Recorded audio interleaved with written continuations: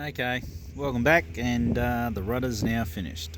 So you got the factory here, which everyone knows about. Lovely finish, nice and robust. You can take a hit, as you can see. Yeah, that's not a bad little rudder. That one's really good for just bog standard. Doesn't have much ability in stopping the kayak rolling left or right, particularly when paddling in big water.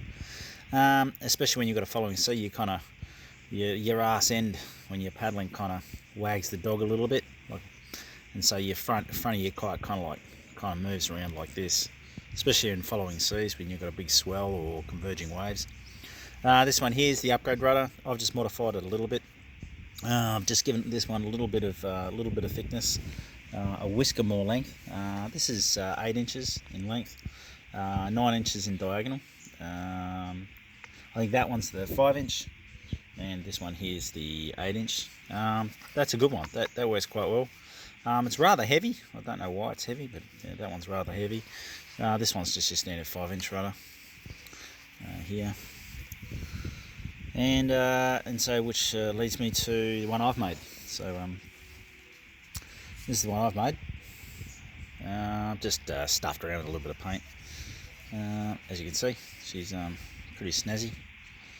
I've just gone with what I've found on the internet in regards to studies on the hydrodynamic flow, whatever that word is, on sailing yachts and all that sort of thing, in regards to a right whale's flipper.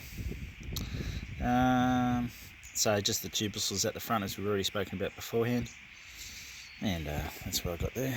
Actually, I'll spin it up that way so you can have a look. So that's basically the rudder itself, and that's what I've come up with. I had a little bit of fun with a little bit of paint. It's a grey base with a pearlescent sort of spray on it, so it comes up in different colours, different angles. Just a little bit of fun. Only took a couple more minutes to do. So that's my rudder. As you can see, she's rather substantial. This one here works quite well.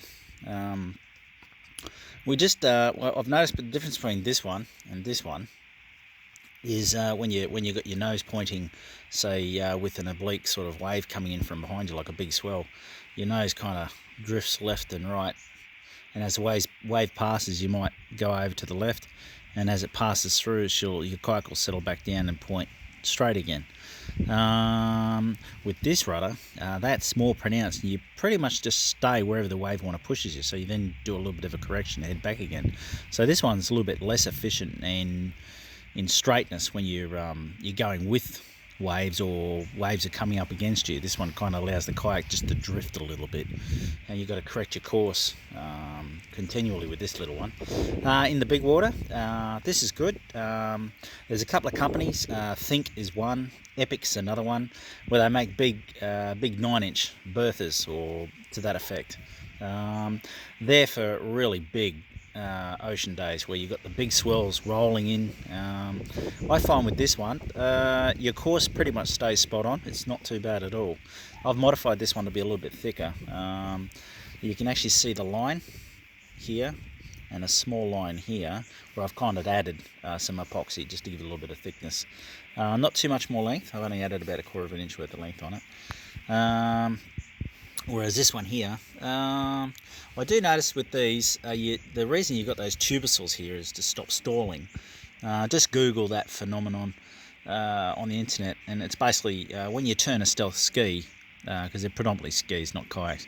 When you turn a stealth ski, they tend to stall a little bit if you turn too hard, because your rudder's basically just like pushing against the water, and the water on the back edge, you create a bit of not a vacuum, but a vortex behind the rudder.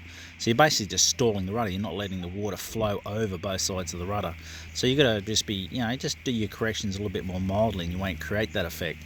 But with the big one, that leading edge here, when you turn, that shape, according to the literature I've read on the internet, where they've actually done studies on it, scientific studies, that will actually stop stalling massively.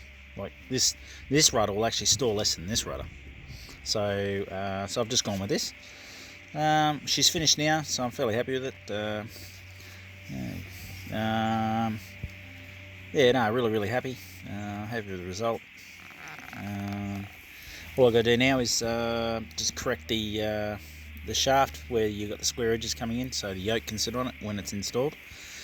That's about it. So thanks very much for watching. It's been a bit of a journey, but I had a bit of fun while doing it.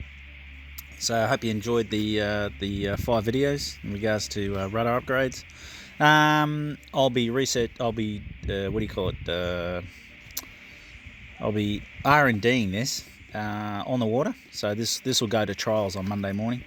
We're going to head off the south coast, off South Australia. Just head out offshore and go to a couple of islands and do some jigging. Be very interesting to see what this turns out like. So I'll probably make a second one today, or over the next couple of days, and try and have one ready for Monday morning. So big shout out for those people that have made comments, and yeah, hope you enjoy the videos. All right, see you on.